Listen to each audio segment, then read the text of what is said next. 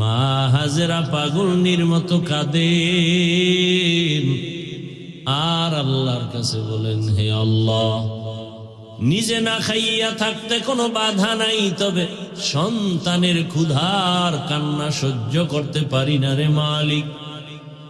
হঠাৎ তাকায় দেখে মারোয়া পাহাড়ের উপরে পানি পানি, মনে হয় দিছে দৌড়। গিয়া দেখে ওখানে পানি নাই, বালুগুলো সূর্যের হালকা আলো পায় আর চিকচিক করে পানির মতো। আবার ওখান থেকে মারোয়া পাহাড়ে তাকায় দেখে, সফায় তাকায় দেখে পানির মতো, গিয়া দেখে বালু। এইভাবে মা হাজেরা সফা মারোয়া, মারোয়া সফা, সফা মারোয়া, মারোয়া সফা, এইভাবে 7টা বার দৌড় দিছেন আল্লাহর কাছে। মা হাজেরার দৌড় এত ভালো লাগছে, আল্লাহ বলেন, জিবরাইল সাক্ষী থাকো, আমার হাজেরা যেই সাফা মারোয়ায় এমন দৌড় দিছেন, আমার কাছে বড় মজা লাগছে। আমি আইন করে দিলাম, কিয়ামত পর্যন্ত যত হাজি আসবে, যে কোনো হাজি হজ করবে, উমরা করবে, হাজেরার জায়গায় গিয়া যদি দৌড় না দেয়, আমি কারো হজ কবুল করব না। রে কুদরত দারি বর কামাল, আন্তা রব্বি আন্তা হাসবি যুল জালাল, তুহি কাদের জলিলুল্লাহ জাহাদার, বহর হালে তুহি মেরা নেগাহদার। ও আমার যুবক বাবারা, ও পর্দার আড়ালের মা বোনেরা, যখন আবার অর্ডার আসলো ইসমাইলের জবাই দাও, অনেক বড় ঘটনা আপনারা জানেন। ইসমাইলকে নিয়ে যখন মিনা বাজারে জবাই করার জন্য রেডি, হাতে ছুরি আছে, গোপনে ইসমাইল জানে না, মা হাজেরা জানে না। কেমন ধৈর্য!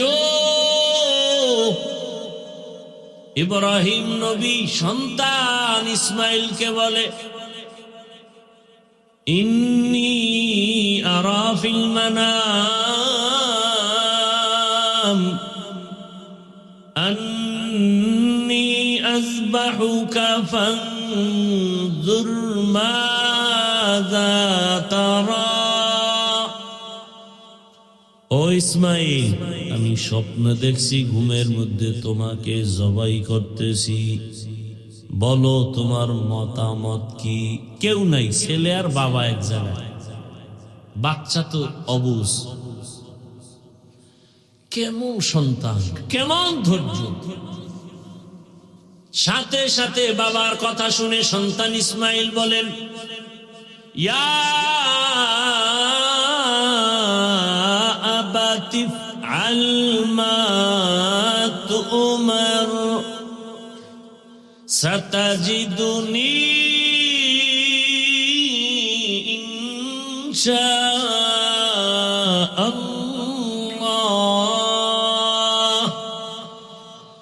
সাতাজিদুনি ইনশাআল্লাহু মিনাস সাবিরিন।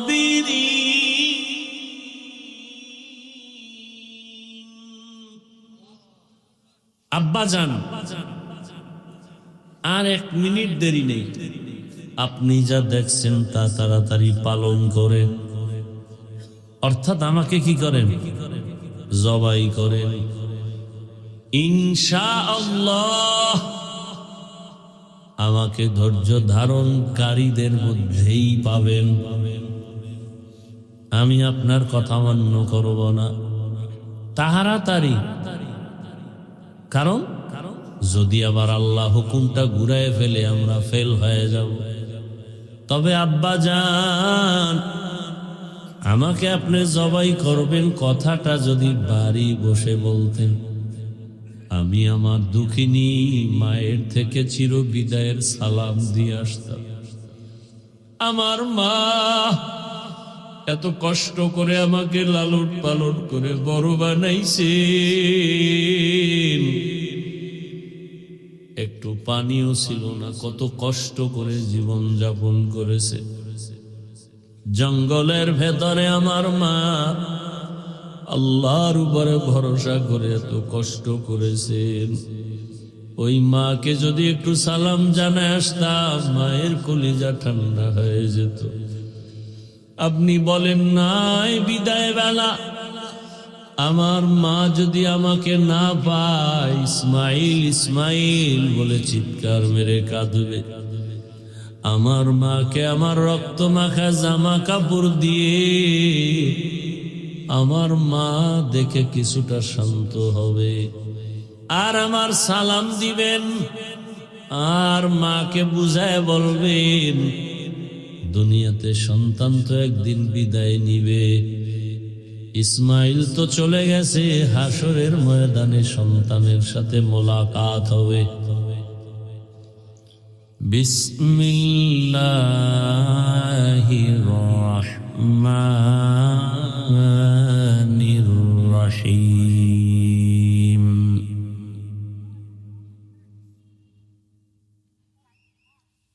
وَلَنَبْلُوَنَّكُمْ بِشَيْءٍ مِّنَ الْخَوْفِ وَالْجُوعِ وَنَقْصٍ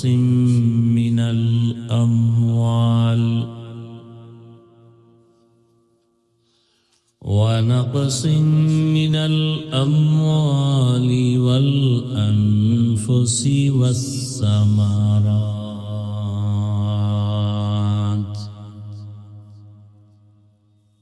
وَبَشِّرِ الصَّابِرِينَ.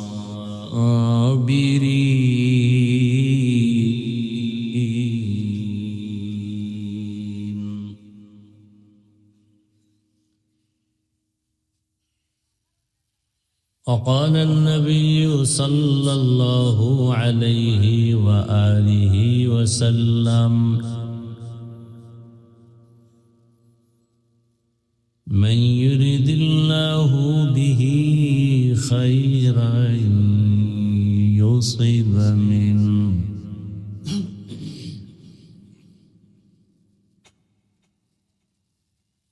صدق الله مولانا العظيم وصدق رسوله النبي الأمي الكريم، ونحن على ذلك من الشاهدين والشاكرين والذاكرين، والحمد لله رب العالمين.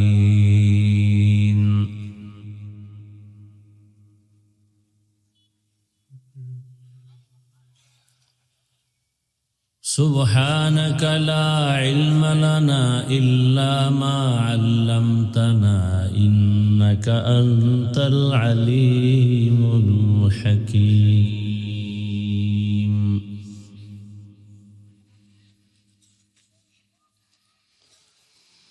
رب اشرح لي صدري ويسر لي أمري واحلل عقدة من لساني يفقه قولي.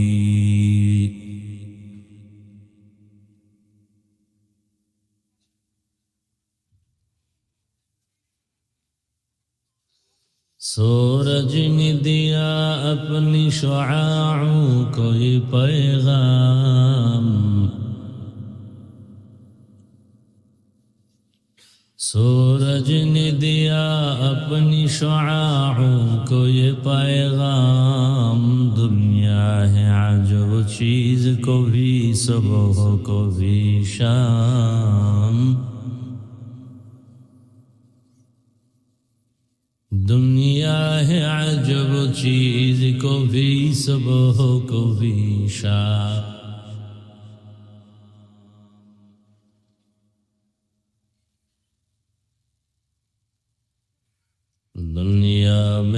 दुनिया का तलबगार नहीं हो।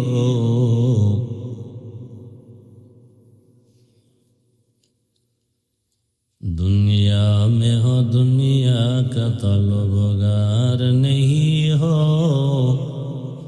बाजार से गुजर हो खरीदार नहीं हो। बाजार से गुजर हो खरीदार नहीं हो।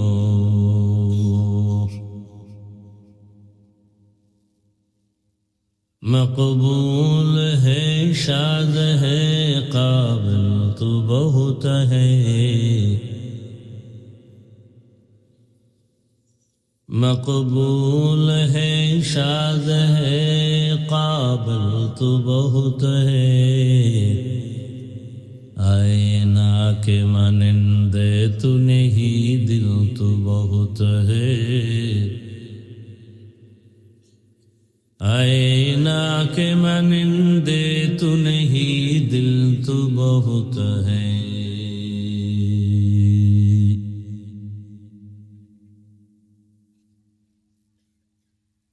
হালিমাতুস সাদিয়া রাদিয়াল্লাহু আনহা মাদ্রাসা কর্তৃক আয়োজিত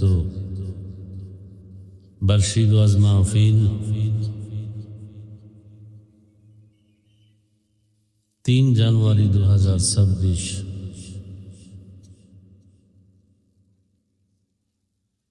মহতি এ মাহফিলে উপস্থিত মোহতারাম সম্মানিত সভাপতি বৃন্দ, হযরত উলামায়ে কেরাম,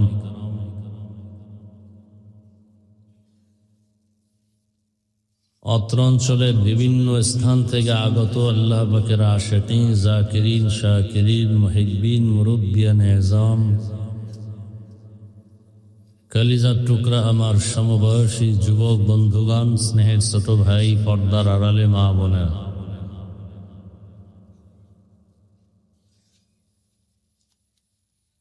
আল্লাহ পাকের দরবারে শুকর যে আল্লাহ আমাদেরকে সুস্থ রেখেছেন, আলহামদুলিল্লাহ। জীবনের এক অমূল্য সম্পদ আমাদের সুস্থতা। আমাদের এই সুস্থতাকে আল্লাহ দায়েমান কবুল করেন। এখনো যারা অসুস্থ, আল্লাহ তাদেরকেও পূর্ণ সুস্থতার নেয়ামত দান করেন। হাজারো লাখো মানুষের ভেতর থেকে বাছাই করে আল্লাহ আমাদেরকে কবুল করেছেন এই বেহেশতের বাগানে হাজির হওয়ার জন্য। আর একবার শুকর আদায় করি, আলহামদুলিল্লাহ।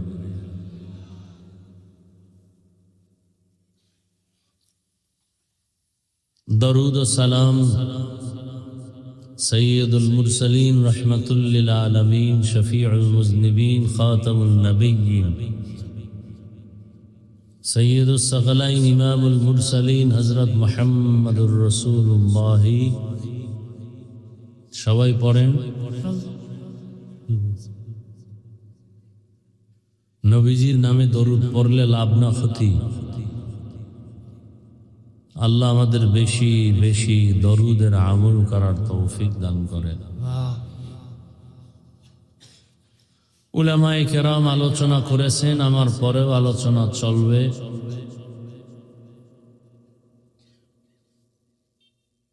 মাঝে আমি আপনাদের দোয়া নিতে আসছি এবং খুব সংক্ষেপ 2-4টি কথা বলার নিয়তে কোরআনে হাকিমের এক আয়াতে কারিমা, নবীজির অসংখ্য হাদিস থেকে একটি হাদিস পড়েছি। ইখলাস ও রুহানিয়াতের সমন্বয়ে, সহি নিয়তে, সহি তরিকায়, সহি কিছু কথা আয়াত ও হাদিসের আলোকে বলার মতো, আপনাদেরকে শুনবার মতো দয়াময় আল্লাহ তৌফিক দান করুন। দাঁড়ানো ভাইরা বসলে মনে হয় মজলিস আরো সুন্দর দেখা যাবে। যদি দিল চায় তো বসবেন, আওয়াজ দিবেন না, ইশারায় কাজ করবেন।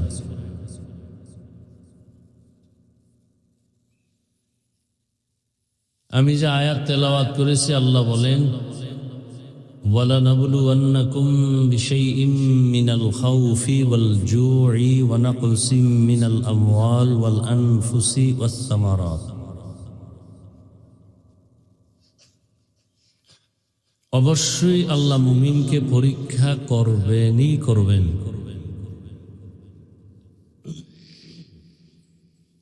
ভয়ের মাধ্যমে, ক্ষুধার মাধ্যমে, সম্পদের ঘাটতির মাধ্যমে, জীবনের ঘাটতির মাধ্যমে, ফল ফসলের ঘাটতির মাধ্যমে।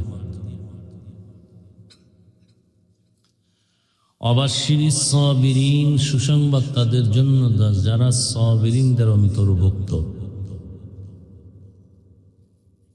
নবীজি বলেন, মান ইউরিদিল্লাহু বিহি খাইরান ইউসিব মিন, আল্লাহ যাকে বেশি ভালোবাসেন তাকে মুসিবতের পরীক্ষা নেবেন ধৈর্যের মাধ্যমে।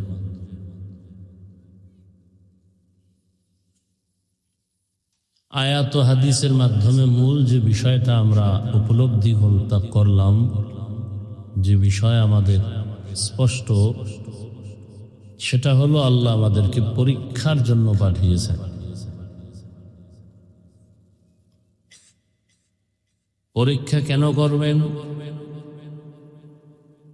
এবং পরীক্ষা কোন কোন বিষয় হবে এবং সেই পরীক্ষায় কামিয়াব হওয়ার জন্য কি কি আমাদের সরঞ্জাম প্রয়োজন।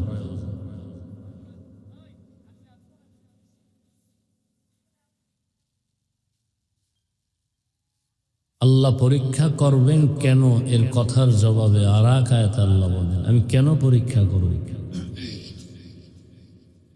আল্লাযী খালাকাল মাউতা ওয়াল হায়াতা লিয়াবলুয়াকুম আইয়ুকুম আহসানু আমালা।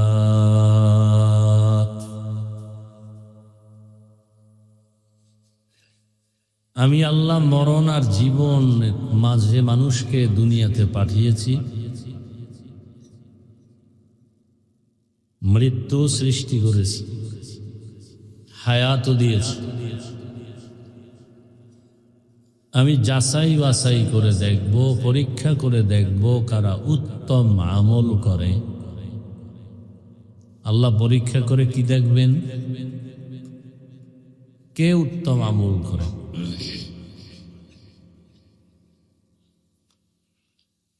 তাহলে আমলের পরীক্ষার জন্য আল্লাহ আমাদেরকে সৃষ্টি করেছেন। কি কি বিষয় পরীক্ষা হবে? তেলাওয়াতকৃত আয়াতে 5টা জিনিসের কথা উল্লেখ করেছেন। 1 নম্বর ভয়, 2 ক্ষুধা, 3 সম্পদের ঘাটতি, 4 জীবনের ঘাটতি, 5 ফলের ঘাটতি। এই পরীক্ষায় সফল হওয়ার জন্য একটা পুঁজি থাকতে হবে, যে পুঁজি না থাকলে পরীক্ষায় পাশ করা যাবে। ওই পুঁজির নাম সবর বা ধৈর্য। পুঁজির নাম কি? ধৈর্য। ধৈর্য বড় দামি এক সম্পদ।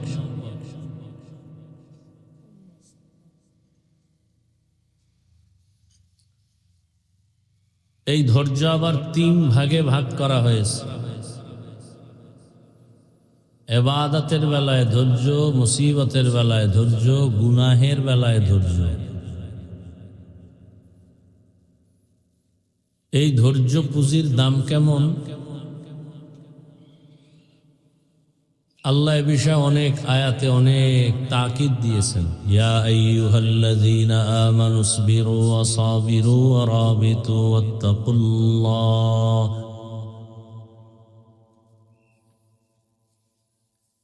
তোমরা ধৈর্য ধারণ করো এবং এর উপরে ইস্তেকামত থাকো, মজবুত থাকো।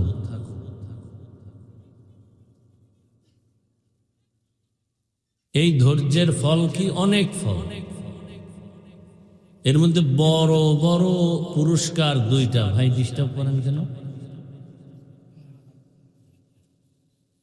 বড় বড় ফলাফল 2টা। একটা ফল দুনিয়াতে আসবে আর একটা আখেরাতে। দুনিয়ার ফল কি? ইয়া আইয়ুহাল্লাযীনা আমানুস্তাঈনু বিস-সাবরি ওয়াস-সালাহ। ইন্নাল্লাহা মা'আস সাবিরিন।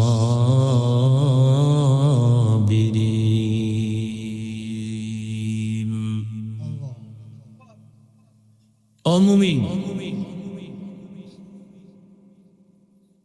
তোমরা ধৈর্য আর নামাজের মাধ্যমে আমার সাহায্য প্রার্থনা করো। ধৈর্য ধারণকারীদের সাথে আমি আল্লাহ সর্বাবস্থায় থাকব।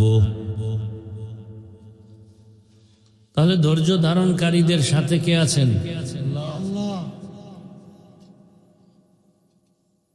এটা হলো দুনিয়ার পুরস্কার। আখিরাতের পুরস্কার কি?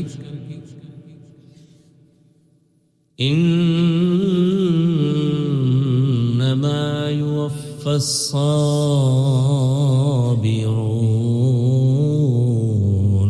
আজরাহুম বিগাইরি হিসাব।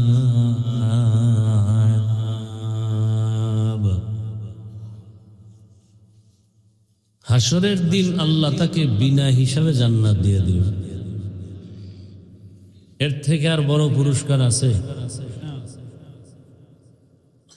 দুনিয়ার জমিনে আল্লাহ তার বন্ধু হয়ে যাবেন।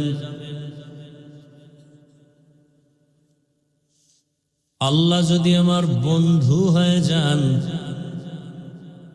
আমার দুনিয়াতেও কোনো পেরেশানি নাই, আখিরাতেও কোনো পেরেশানি নাই। বড় বড় এমপি, মন্ত্রী, প্রশাসনের সর্বোচ্চ লেভেলের মানুষের সাথে যার সম্পর্ক, তার কোনো পেরেশানি নাই। দুনিয়াতে যে ব্যক্তি আমার আল্লাহর সাথে সম্পর্ক তৈরি করবে, ভালোবাসা রাখবে, বন্ধুত্ব তৈরি হবে, এর দুনিয়াতেও কোনো পেরেশানি নাই। মরণে, হাসরে, কবরে, পুলসিরাতেও কোনো পেরেশানি নাই।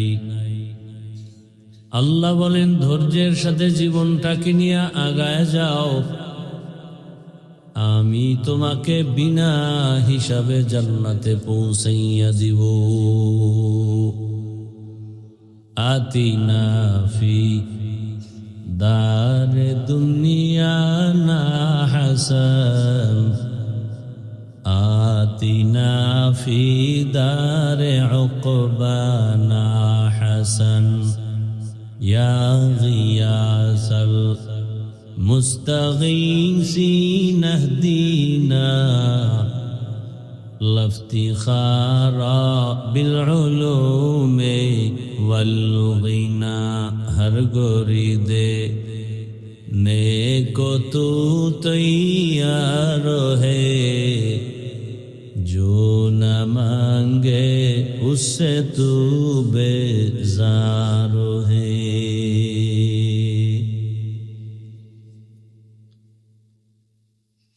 ধৈর্যের সাথে সামনের জিন্দেগি পরিচালনা করো। এজন্য সব সময় দোয়া করা উচিত, হে মালিক আমাদেরকে ধৈর্য ধারণকারীদের অন্তর্ভুক্ত করে দেন। এভাবে দোয়াটা করবেন আজকে থেকে। আরো যদি মোহব্বত করে বলেন, ও দয়ার মালিক, দয়া মেহেরবানি করে আমাদেরকে সাবিরিন, শাকিরিন, জাকিরিনদের অন্তর্ভুক্ত করে দেন। ধৈর্যের পরীক্ষা দিছেন সব নবীরা। ধৈর্যের পরীক্ষা দিলেন রহমতের নবী আমার। ধৈর্যের পরীক্ষা দিলেন পয়গম্বর ইব্রাহিম। ধৈর্যের পরীক্ষা দিলেন তার সন্তান পয়গম্বর ইসমাইল। ধৈর্যের পরীক্ষা দিলেন তার বিবি আম্মাজান হাজেরা আলাইহাস সালাম। এই ইতিহাস আপনারা ভালো করে জানেন। কি পরিমাণ ধৈর্য থাকলে আপন বাবা তার সন্তানকে আল্লাহর হুকুমে জবাই করার জন্য প্রস্তুত। কি পর্যন্ত ধৈর্য থাকলে মাও বাইতুল্লাহর পার্শ্বে নির্জন জঙ্গল অন্ধকারে শিশু সন্তানকে নিয়ে একা একা জীবন যাপন করতে প্রস্তুত। যেখানে আলো নাই, বাতাস নাই, মানুষ নাই, জঙ্গল আছে একটা ঘর বাইতুল্লাহ। একজন নারী দুর্বল, ভীত, আবার পাশে একটা সাথে অবুঝ শিশু ইসমাইল। কিভাবে সেখানে আল্লাহর হুকুমে রাজি হয়ে গেলেন? যখন ইব্রাহিম নবী ওখানে রেখে যাচ্ছিলেন, কেমন কঠিন পরীক্ষা, কোনো কথা বলা যাবে না, অর্ডার এসে গেছে, ওখানে রেখে চলে যাও। যখন ইব্রাহিম নবী তার সন্তান ইসমাইল ও হাজেরাকে ওখানে রেখে চলে যাচ্ছেন, বিদায় নিলাম বলার অনুমতি নেই, চলে যাচ্ছেন। মা হাজেরা একটা চিৎকার দিয়া বললেন, পয়গম্বর, শিশু বাচ্চা ইসমাইল আর আমি নারীটাকে এখানে রেখে যাচ্ছেন কেন? কোনো আওয়াজ নাই, কথা বলা কি নিষেধ। নবী চুপ, কিং কর্তব্য বিমূঢ় হয়ে আছেন। মা হাজেরা কথা বলেন, নবীজি এখানে রেখে গেলেন কেন? আওয়াজ নাই, হাঁটতেছে, আস্তে আস্তে হাঁটতেছে। ভাবলে কিন্তু অনেক কিছু বলতেও পারবে না।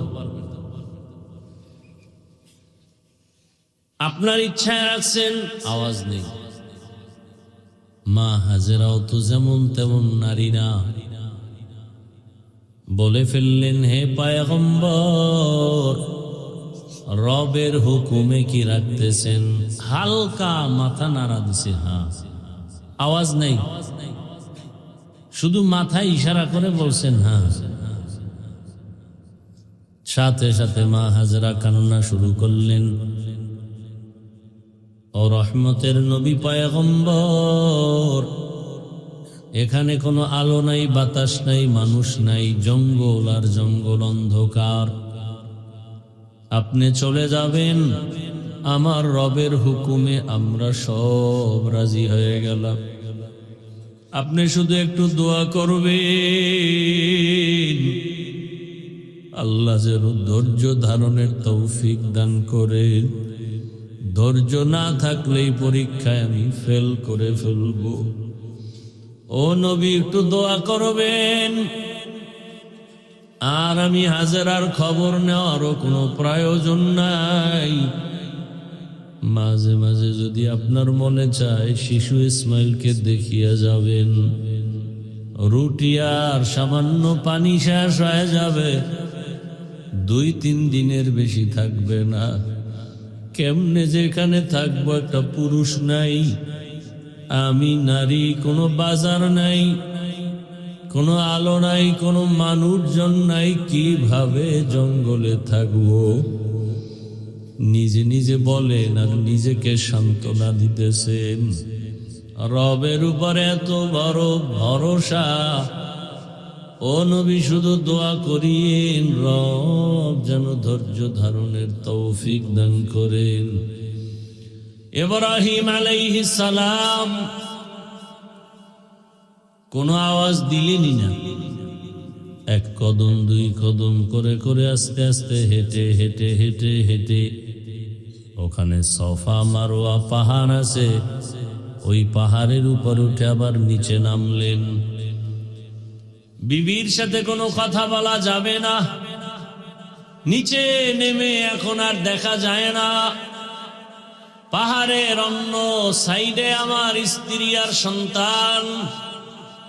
তাও কেমন ভালোবাসার সন্তান! 80 বছর বয়স হওয়ার পরে বুড়া বয়সে আসছে ইসমাইল। একটা শিশুর প্রতি কি পরিমাণ মায়া, কিন্তু আল্লাহর হুকুম আওয়াজ দেয়া যাবে না। মা হাজারা দিকে কাঁদতেছেন, আর ওদিকে পাহাড় পেরিয়ে নিচে নেমে ইব্রাহিম, কেউ দেখে না, গোপনে আল্লাহর আদালতে মোনাজাত ধরেছেন। ইব্রাহিম জোর ধারায় কান্না করে আর দোয়া করে, রব্বানা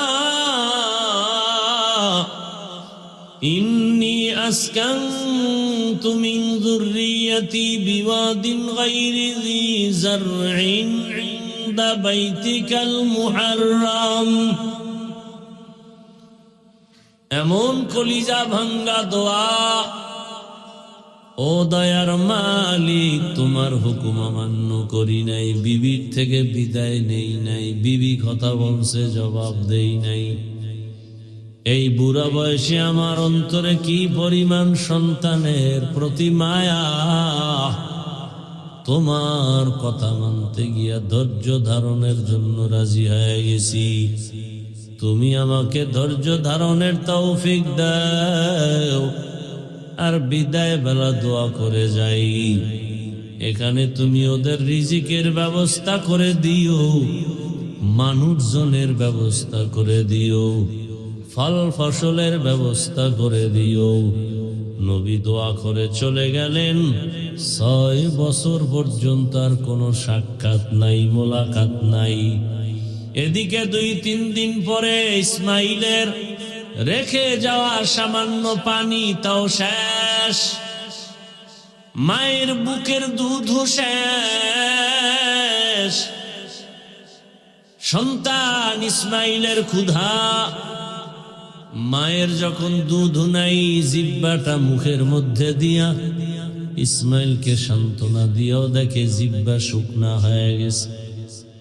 মা হাজেরা পাগলনির মতো কাঁদেন আর আল্লাহর কাছে বলেন, হে আল্লাহ, নিজে না খাইয়া থাকতে কোনো বাধা নাই, তবে সন্তানের ক্ষুধার কান্না সহ্য করতে পারি না রে মালিক।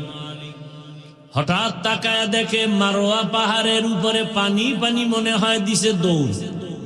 গিয়া দেখে ওখানে পানি নাই, বালুগুলো সূর্যের হালকা আলো পায় আর চিকচিক করে পানির মতো। আবার ওখান থেকে মারোয়া পাহাড়ে তাকায় দেখে, সফায় তাকায় দেখে পানির মতো, গিয়া দেখে বালু। এইভাবে মা হাজেরা সফা মারোয়া, মারোয়া সফা, সফা মারোয়া, মারোয়া সফা, এইভাবে 7টা বার দৌড় দিছেন আল্লাহর কাছে। মা হাজেরার দৌড় এত ভালো লাগছে। আল্লাহ বলেন, জিবরাইল সাক্ষী থাকো, আমার হাজেরা যেই সাফা মারোয়ায় এমন দৌড় দিছেন, আমার কাছে বড় মজা লাগছে। আমি আইন করে দিলাম, কিয়ামত পর্যন্ত যত হাজি আসবে, যে কোনো হাজি হজ করবে, উমরা করবে, হাজেরার জায়গায় গিয়া যদি দৌড় না দেয়, আমি কারো হজ কবুল করব না। তেরে কুদরত দারি বর কামাল, আন্তা রব্বি আন্তা হাসবি যুল জালাল, তুহি কাদের জলিলুল্লাহ জাহাদার, বহর হালে তুহি মেরা নিগাহদার। ও আমার যুবক বাবারা, ও পর্দার আড়ালের মা বোনেরা, যখন আবার অর্ডার আসলো ইসমাইলের জবাই দাও, অনেক বড় ঘটনা আপনারা জানেন। ইসমাইলকে নিয়ে যখন মিনা বাজারে জবাই করার জন্য রেডি, হাতে ছুরি আছে, গোপন ইসমাইল জানে না, মা হাজেরা জানে না। কেমন ধৈর্য, ইব্রাহিম নবী সন্তান ইসমাইলকে বলে, ইন্নী আরা ফিল মানাম আন্নী আযবাহুকা ফানজুর মাযা তারা। ও ইসমাইল, আমি স্বপ্নে দেখছি ঘুমের মধ্যে তোমাকে জবাই করতেছি, বলো তোমার মতামত কি? কেউ নাই, ছেলে আর বাবা এক জায়গায়, বাচ্চা তো অবুঝ। কেমন সন্তান, কেমন ধৈর্য! সাথে সাথে বাবার কথা শুনে সন্তান ইসমাইল বলেন, ইয়া আবাতি আল মা তুমার সাতাজিদুনি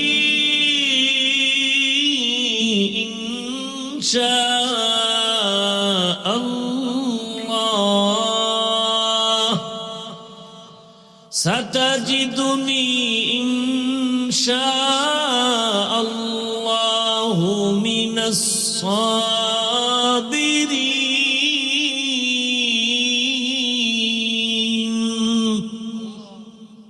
আব্বাজান, আর 1 মিনিট দেরি নেই, আপনি যা দেখছেন তা তাড়াতাড়ি পালন করেন, অর্থাৎ আমাকে কি করেন? জবাই করেন। ইনশাআল্লাহ আমাকে ধৈর্য ধারণকারীদের মধ্যেই পাবেন। আমি আপনার কথা মান্য করব না, তাড়াতাড়ি। কারণ যদি আবার আল্লাহ হুকুমটা ঘুরায় ফেলে আমরা ফেল হয়ে যাব। তবে আব্বা জান, আমাকে আপনি জবাই করবেন কথাটা যদি বাড়ি বসে বলতেন, আমি আমার দুঃখিনী মায়ের থেকে চির বিদায়ের সালাম দিয়ে আসতাম। আমার মা এত কষ্ট করে আমাকে লালন পালন করে বড় বানাইছে, একটু পানিও ছিল না, কত কষ্ট করে জীবন যাপন করেছে। জঙ্গলের ভেতরে আমার মা আল্লাহর উপরে ভরসা করে এত কষ্ট করেছেন। ওই মাকে যদি একটু সালাম জানায় আসতাম, মায়ের কলিজা ঠান্ডা হয়ে যেত।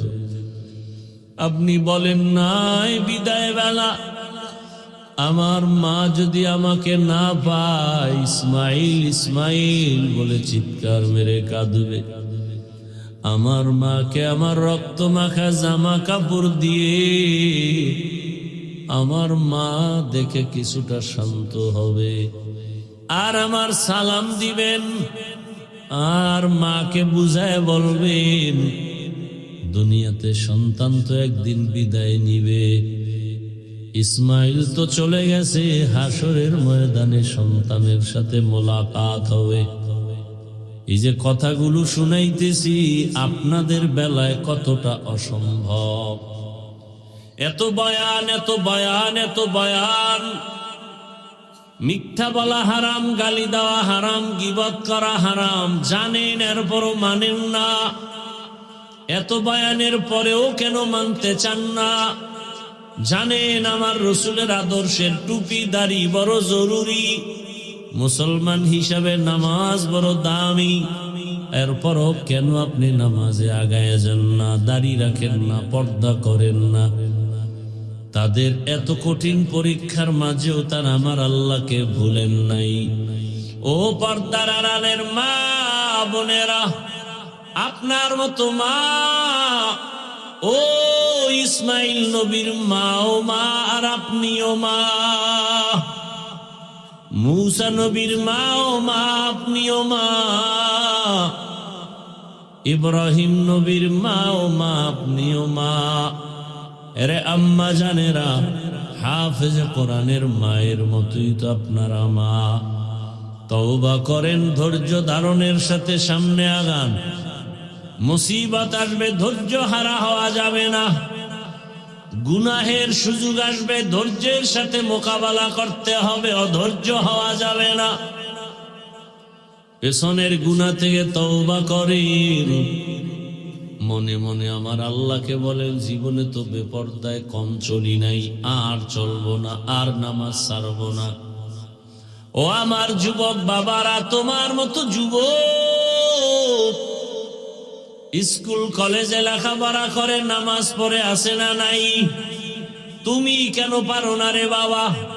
তোমার কপাল কেন খারাপ? তোমার মতো যুবক ডাক্তার, প্রফেসর, ইঞ্জিনিয়ার, নামাজি দাড়িওয়ালা, র্যাব, আর্মি, পুলিশ, বিডিআর এর চাকরি করে নামাজি দাড়িওয়ালা, তুমি কেন পারো না রে বাবা? ধৈর্য না থাকলে পরীক্ষায় কামিয়াব হওয়া যাবে না। ইবাদত করতে গেলে ধৈর্য লাগবে, না হয় পারা যাবে না। মুসিবত তো আসবেই, ধৈর্যের সাথে তোমার মোকাবেলা করতে হবে। গুনাহ করার বহু সুযোগ আসবে, কিন্তু করা যাবে না। আজকে মোবাইলটা হাতে নিয়ে সারা রাত গুনাহ করো, চোখের গুনাহ, জবানের গুনাহ, অন্তরের গুনাহ, হাতের গুনাহ। এখনো সময় আছে, তওবা করো, মনকে বুঝাইয়া বলো। আমার মতো যুবক যদি স্কুল কলেজে পড়িয়াও নামাজ পড়ে, চাকরি করে নামাজ পড়ে, ব্যবসা করে নামাজ পড়ে, আমি কেন পারবো না? আজকে থেকে তৈরি হয়ে যাও, আর নামাজ ছাড়বো না, বেপরদায় চলবো না। মা বাবার দোয়া, শিক্ষকের দোয়া, উলামায়ে কেরামের দোয়া, পরামর্শ নিয়া নবীজির সুন্নত অনুযায়ী জীবনটাকে চালাবো। নবীজির মোহাব্বতে আর আল্লাহর হুকুম অনুযায়ী চলবো। নফসের গোলামি করব না, দুনিয়ার পেছনে দৌড়াবো না, আর বেপরদায় চলবো না, দাড়ি কাটবো না। তওবা করার মতো যদি অন্তর তৈরি হয়, মুনাফিকি যদি অন্তরে না থাকে, খাঁটি তওবার নিয়ত যাদের অন্তরে আছে, খাঁটি তওবার নিয়ত যদি থাকে, ওই তওবা করনেওয়ালা খাঁটি নিয়ত নিয়া দুটো হাত আমার আল্লাহকে দেখে দাও। আয় আল্লাহ, আমাদের হাত কবুল করে নেন, তওবা কবুল করে নেন, তওবার উপরে মজবুত হইয়া চলার মতো তৌফিক দান করেন, আমিন। নামাজ লাগবে নি যুবক? বিয়ার পর হ্যাঁ বিয়া করতে পারবা, তার গ্যারান্টি আছে? অতএব খালি একটা কথাই দিলকে বুঝাই, যে আমার মতো যুবক যদি স্কুলে পড়ে নামাজ পড়ে, আমি পারি না কেন? সোজা আমি হুজুর হতে বলি নাই, তোমাকে মাওলানাও হতে বলি নাই। মানুষ হতে হবে। স্কুলে পড়ো, কলেজে পড়ো, চাকরি করো, মানুষ হতে হবে। তোমার মতো যুবকটাই তো গোটা দুনিয়াটাকে জাগরণ তুলে গেল, ঠিক না? তুমি পারো না কেন? হাদি নামের যুবক বলে গেল, টাকায় পশু কিনা যায়, আমি হাদিকে কিনা যায় না। রাস্তা দিয়ে হাঁটে, মানুষ এসে টাকা দেয়, এমনি ভালোবাসা। আর তুমি মোবাইলে গুনাহ দেখবা, এজন্য মায়ের টাকা চুরি করো, বাবার টাকা চুরি করো। তো তোমার চরিত্রটা কত দুর্বল। আল্লাহ হেদায়েত দান করুন।